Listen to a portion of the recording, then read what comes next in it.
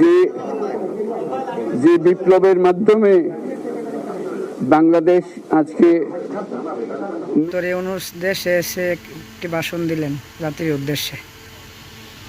দর্শক বন্ধুরা, সবসময় সবার আগে আপডেট ভিডিও পেতে চ্যানেলটি সাবস্ক্রাইব করে আমাদের সাথে থাকবেন।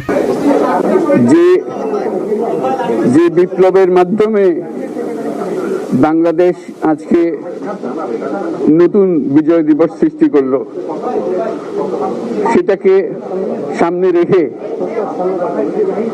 এবং আরো মজবুত করে আমাদেরকে সামনে এগিয়ে যেতে হবে।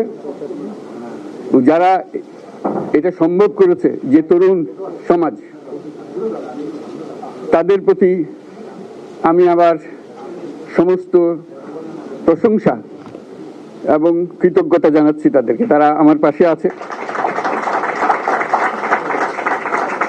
এরা এই দেশকে রক্ষা করেছে, এই দেশকে নতুনভাবে পুনর্জন্ম দিয়েছে এবং এই পুনর্জন্মে যে বাংলাদেশ পেলাম, সে বাংলাদেশ যেন অত্যন্ত দ্রুত গতিতে এগিয়ে চলতে পারে, সেটাই হলো আমাদের শপথ। সেটা আমরা রক্ষা করতে চাই, এগিয়ে যেতে চাই।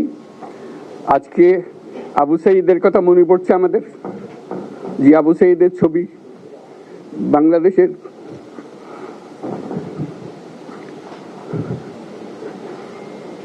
প্রতিটি মানুষের মনে গেঁথে আছে। এটা কেউ বলতে পারবে না।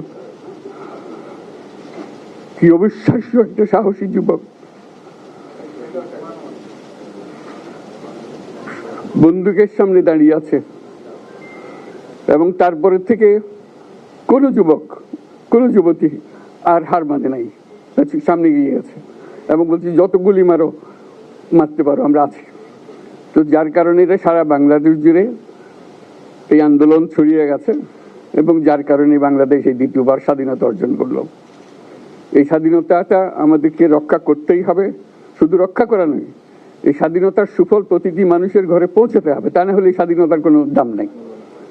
এই স্বাধীনতাটাকে পৌঁছানো হলে আমাদের শপথ, আমাদের প্রতিজ্ঞা যে আমাদেরকে এটা করতে হবে, ঘরে ঘরে পৌঁছাতে হবে। মানুষ যেন জানে যে বাংলাদেশ স্বাধীন হওয়ার অর্থ হলো তার নিজের পরিবর্তন, ব্যক্তির পরিবর্তন, সুযোগের পরিবর্তন, তার ছেলে মেয়ের ভবিষ্যতের পরিবর্তন। এটা যেন প্রত্যেকে বুঝে নেয় এবং আজকে তরুণ সমাজকে বোঝানো যে এই দেশ এটা তোমাদের হাতে, তোমরা এটাকে তোমাদের মনের মতো করে গড়ে তুলবে। তোমরা যেভাবে স্বাধীন করতে পেরেছো, তোমরা এটাকে তোমাদের মনের মতো করে গড়তেও পারবে এবং তোমাদের দেখে সারা দুনিয়া শিখবে কিভাবে একটা দেশ, একটা তরুণ সমাজ গ্রহণ করতে পারে এবং তাকে পাল্টে ফেলতে পারে। তাদেরকে আমি বারে বারে এমনি উপদেশ দিই যে পুরনোদেরকে বাদ দাও, তাদের এই পুরনো চিন্তা দিয়ে এটার মুক্তি আমাদের হবে না। করি সারা দুনিয়ার মধ্যে এটা হবে না। এটা শুধু বাংলাদেশের কথা না, সারা দুনিয়াকে জুড়ে কথা বলছি। তোমাদের মধ্যে যে শক্তি আছে, যে ক্রিয়েটিভিটি আছে, সৃজনশীলতা আছে, সেই সৃজনশীলতাকেও কাজে লাগাতে হবে। এটা শুধু বই খাতাতে লেখার জিনিস না, এটাকে প্রকাশ করার জিনিস, স্থাপন করার জিনিস, সেটা করা। এটা আমরা এই আজকে আমাদের পুরো কাজটা হলো, দায়িত্বটা হলো তারা যেটা অর্জন করে নিয়ে এসছে, এখন তাদেরকে দিয়ে এটাকে করিয়ে দেওয়া, আমাদের সমস্ত কাঠামোগুলো পরিষ্কার করে দেওয়া। সরকার বলে একটা জিনিস আছে, কিন্তু মানুষের কোনো আস্থা নেই। মানুষ মনে করে সরকার একটা দমন পীড়নের একটা যন্ত্র, যেখানে পায়, যেখানে সুযোগ পায় তার একটা কষ্ট দেওয়া, তার থেকে নিংড়ে দেওয়া, যে সকল স্তরে। এটা হলো তার থেকে কেমন ভাবে সামাল দিতে হবে তাকে, একটা ভয়ের একটা জিনিস, তাকে সামাল দিয়ে চলা। এটা হলো সরকার। এটা সরকার হতে পারে না। সরকারকে দেখে মানুষের বুক ফুলে উঠবে যে আমাকে সাহায্য করবে, আমাকে রক্ষা করবে, আমার সরকার আমার জন্য দাঁড়াবে। সরকার তার জন্য দাঁড়ায় না কোনো সময়। যে সরকার হবে, সেই সরকার মানুষকে রক্ষা করবে, মানুষের আস্থাভাজন হবে। এটা কেউ জোর করে তাকে বলার যে ভালো আছে, এটা না। সে নিজে নিজে বিশ্বাস করবে, সরকারি লোক দেখলে বলবে আমার লোক, আমাকে রক্ষা করার লোক। সেই আস্থাটা আমাদেরকে ফিরিয়ে আনতে হবে মানুষের মনে। তাহলে মানুষও যোগ দেবে এটাতে। মানুষ এখন পিছিয়ে থাকে যে কিসের মধ্যে আমাদেরকে ঢুকিয়ে দিচ্ছে। আমরা যেন জানতে পারি যে এইটা আমরা সবাই মিলে আমরা অগ্রসর হতে পারি। একটা বড়, সারা বাংলাদেশ একটা বড় পরিবার। এই পরিবার আমরা একসঙ্গে চলতে চাই এবং আমাদের মধ্যে দ্বিধা দ্বন্দ্ব যা কিছু থেকে সরিয়ে ফেলতে চাই। যারা বিপথে গেছে তাদেরকে পথে আনতে চাই, যাতে করে একসঙ্গে আমরা কাজ করতে পারি। এর মধ্যে আমরা শুনলাম, আসার পথে শুনে আসছি যে এখানে আইন শৃঙ্খলার ব্যাঘাত হচ্ছে। মানুষকে আক্রমণ করছে, ঘরবাড়ি জ্বালিয়ে দিচ্ছে, সম্পদ জ্বালিয়ে নষ্ট করছে, চুরি করছে, দিয়ে যাচ্ছে, অফিস আদালতে আক্রমণ করছে, সংখ্যালঘুদের উপর আক্রমণ করছে, হিন্দু, বৌদ্ধ, খ্রিস্টান, আহমদিয়া সবার উপর আক্রমণ করছে। এগুলো হলো ষড়যন্ত্রের অংশ। এগুলো আমাদের বিষয় না। আমাদের কাজ হলো এটাকে রক্ষা করা, সবাইকে রক্ষা করা, এটাকে প্রতিটি মানুষ আমাদের ভাই, আমাদের বোন, তাদেরকে রক্ষা করা এবং আমাদের একটা শৃঙ্খলা ফিরিয়ে আসা।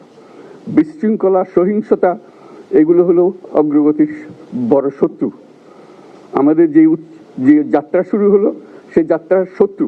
কাজে এই শত্রুকে যাতে রোধ করা যায়, তাদেরকে বুঝিয়ে শুনিয়ে হোক, তাদেরকে আইন শৃঙ্খলার হাতে দিয়ে হোক, এটা বোঝাতে হবে। তাকে মেরে পেটে এটা ঠিক না, আইন শৃঙ্খলা নিজের হাতে ঠিক না। তাকে আমাদের আইন শৃঙ্খলা বাহিনী এমন হতে হবে, তাদের হাতে সুপর্দ করলে আমরা নিশ্চিন্ত থাকবে তার একটা বিহিত হবে।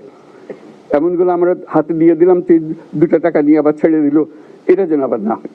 তা আমাদের সেই আস্থাটা আমাদেরকে আনতে হবে। কাজে আইন শৃঙ্খলাটা এখন আমাদের প্রথম কাজ।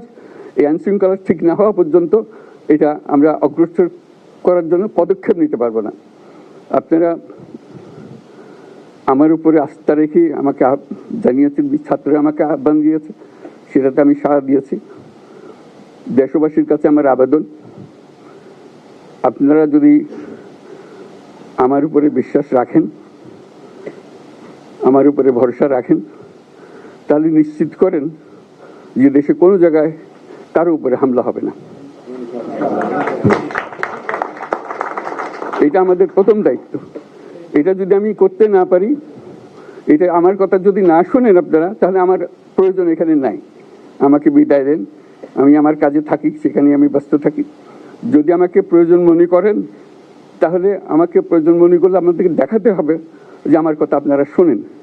আমার কথা না শুনলে আমার কোনো প্রয়োজন নাই। আমার প্রথম কথা হলো, আপনারা বিশৃঙ্খলা থেকে দেশকে রক্ষা করেন, আপনারা সহিংসতা থেকে দেশকে রক্ষা করেন, যাতে আমরা যা আমাদের ছাত্ররা আমাদেরকে পথ দেখায়, সেই পথে আমরা এগিয়ে যেতে পারি।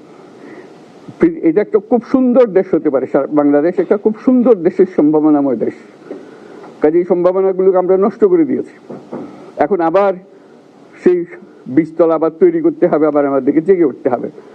তারাই এই বীজতলা তৈরি করবে, তাদের হাত দিয়েই হবে, এবং তাদের দিকে আমরা তাকাবো এবং আমরা তাদের নির্দেশ মতে আমরা অগ্রসর হব। এখানে সরকারি কর্মকর্তা কর্মচারী যারা আছেন, সেনাবাহিনী, বিমান বাহিনী, নৌবাহিনী প্রধানরা যারা আছেন, তাদের প্রতি অনুরোধ, আমরা একটা পরিবার, এইটার মধ্যে যেন আমাদের গোলযোগ না হয়, আমরা একযোগে একসাথে চলতে পারি এবং আমরা তড়িৎ গতিতে একটা সুন্দর বাংলাদেশ গড়ার পথে এগিয়ে যেতে পারি। সেটাই আমার কামনা। আপনাদের সবার কাছে আবেদন, আমাদেরকে সেই সুযোগ দেন, আমরা সেই পথে আমরা যেন অগ্রসর নিজে প্রশান্তি পাই। পৃথিবীর সবাই আগ্রহ করে তাকিয়ে আছে আমাদের দিকে। এখানে যখন ছাত্ররা রাস্তায় নেমেছে, পৃথিবীর সব জায়গা থেকে অভিনন্দন এসছে, যে তারা অবাক হয়ে গেছে। আমাদের তো গা শিউরে উঠেছে, প্রতিদিন যা হয়েছে অবিশ্বাস্য কাণ্ড। তাদেরও এটা স্পর্শ করেছে, তাদের তরুণরাও জেগে উঠছে আমাদের ছেলে মেয়েদের এই অভিজ্ঞতা থেকে, তাদের এই সংবাদ থেকে তারাও চোখ জেগে উঠেছে আমরা কি করতে পারি। কাজে আমাদের কাজ হবে এগুলো সম্পূর্ণ করা। আমরা আজকের থেকে শুরু করলাম।